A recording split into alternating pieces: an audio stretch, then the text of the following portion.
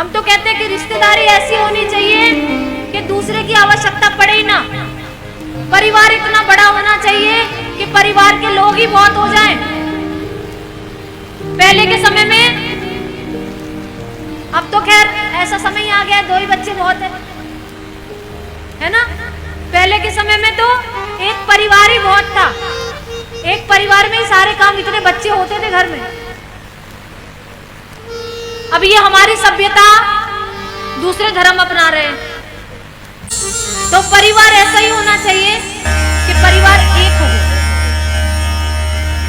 दूसरा को बात पता ही ना चले, अपने परिवार में ही खत्म हो जाए सारी बात। दूसरे की आवश्यकता तो तभी पड़ती है ना जब अपने साथ नहीं देते, तभी हम दूसरे का सहारा ढूंढते हैं।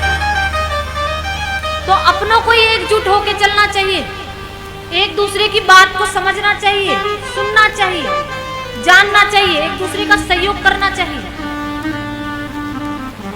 ये नहीं है कि उसकी आलोचना करनी चाहिए। कोई अच्छा कार्य कर रहा है तो उसके साथ खड़े रहना चाहिए हमेशा।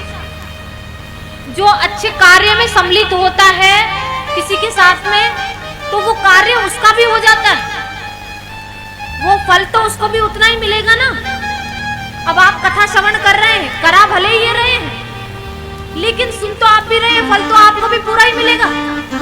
तो हम तो कहते हैं कि जितने लोग कथा श्रवण करें, सबका कल्याण होना चाहिए, सबको आना चाहिए।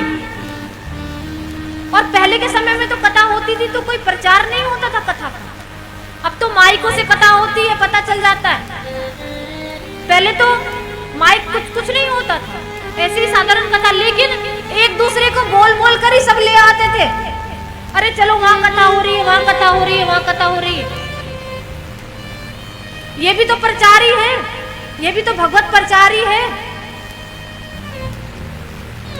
तो ये तो अच्छे कार्य के लिए तो सबको बुलाएं, सबको बताएं, तो वो तो आपका भी कार्य बन गया, क्योंकि आपका भी सहयोग हो गया।